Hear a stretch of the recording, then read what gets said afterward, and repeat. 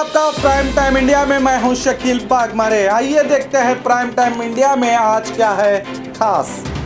हुकूमत से मिली जमीन पर मस्जिद नहीं बनाई जा सकती, मुनव्वर राना ने पीएम मोदी को लिखा खत। बिहार के एमपी पर फूटा बाढ़ पीड़ितों का गुस्सा। मुल्क में कोरोना के हालात, पाकिस्तान से आए हिंदू परिवार की हिंदुस्तान में मौत, खुदकुशी का अंदेशा।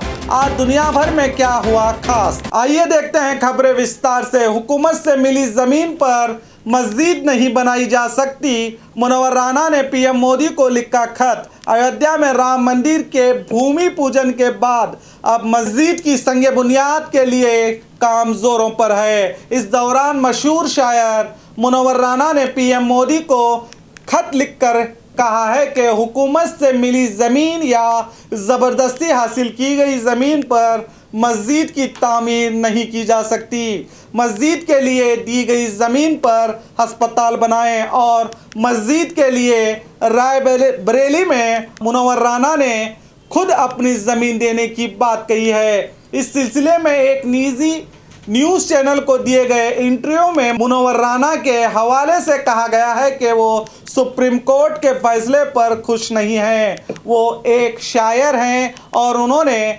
अयोध्या को एक शायर की नज़र से देखा है, कहा मुनव्वर राना ने।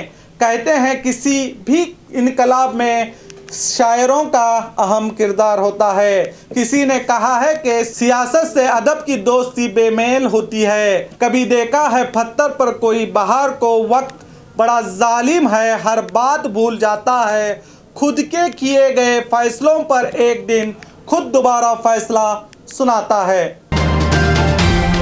मुल्क में कोरोना के हालात, पिछले 24 घंटे में 53,000 से ज़्यादा नए मामले दर्ज हुए हैं। अब मरीजों की कुल तादाद बढ़कर 22,68,000 को पार हो गई है। पिछले 24 घंटे में 47,000 लोग इस बीमारी से ठीक भी हुए हैं। अब ठीक होने वाले मरीजों की संख्या बढ़कर 15,83,000 हो गई है। पिछले 24 घंटे में 871 लोगों की इस वबा से मौत हो गई है। अब देश में कोरोना से मरने वालों की कुल संख्या 45,257 हो गई है। मुल्क भर में एक्टिव केस की तादाद अब 6,40,000 के करीब पार कर गई है। आइए जानते हैं आज कौन से मशहूर लोग हुए कोरोना के शिकार। अब देश के राष्ट्रपति के बाद कोरोना ने हिंदुस्तान के मशहूर शायर राहत इंदौरी को भी अपना शिकार बनाया है। उन्होंने ट्वीट करके अपने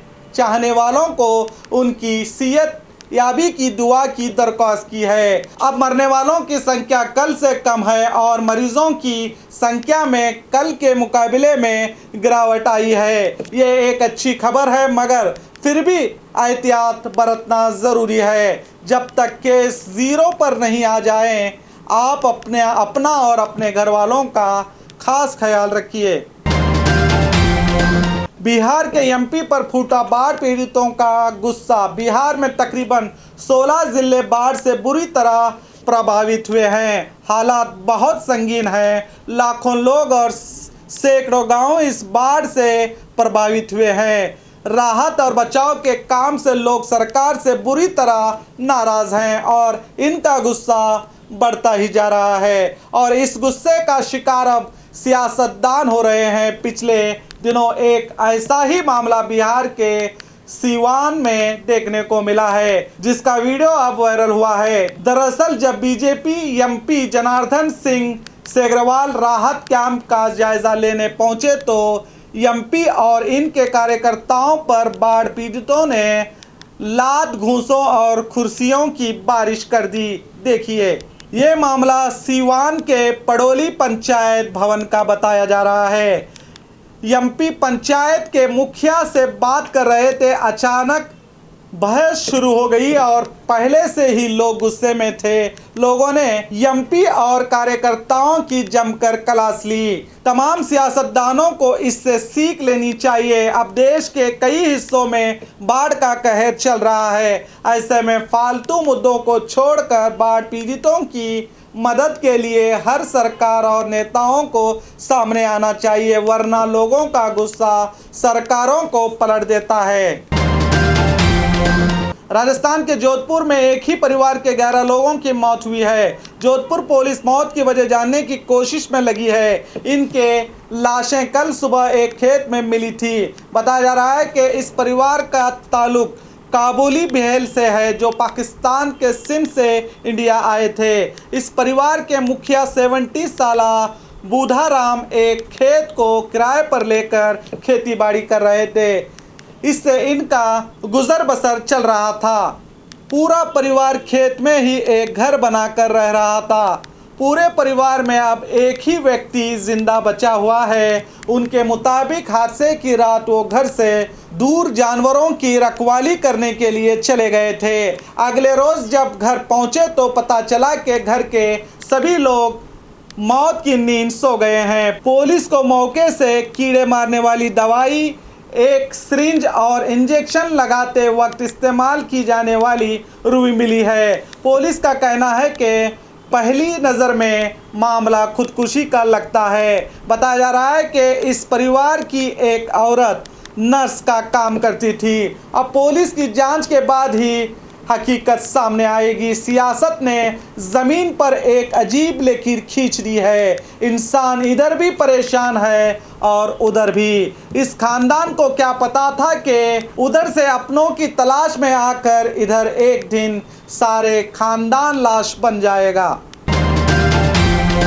आज 11 अगस्त है। जानते हैं आज क्या हुआ था दुनिया भर में खास। आज ही के दिन 1908 में आज़ादी के मतवाले खुदीराम बोस को अंग्रेज़ों ने फांसी दी थी। तब उनकी उम्र सिर्फ 18 साल से कुछ ज़्यादा थी। इसके बाद देश में आज़ादी के लिए अंग्रेज़ों के खिलाफ आंदोलन और तेज़ हो गया था। आज़ादी के बाद आज ही के दिन 1961 में दादर और नागर हवेली को भारत में शामिल करके केंद्र शासित प्रदेश घोषित किया गया था। दूसरी वर्ल्ड वार के चलते 1940 में आज ही के दिन ब्रिटेन के पोर्टलैंड पर जर्मनी ने हवाई हमला किया था, जिसे ब्रिटेन को भारी जानी और माली नुकसान उठाना पड़ा था। 1999 में आज ही के दिन पिछली सदी का आखिरी चांद ग्रहण को लोगों ने दुनिया के कई हिस्सों में देखा था। इस नज़ारे को लोगों ने सदी के आखिर में देखकर आने वाली नई सदी के बारे में कई भविष्यवाणी की थी। तो देखते रहिए आपका अपना B News Nation prime time India.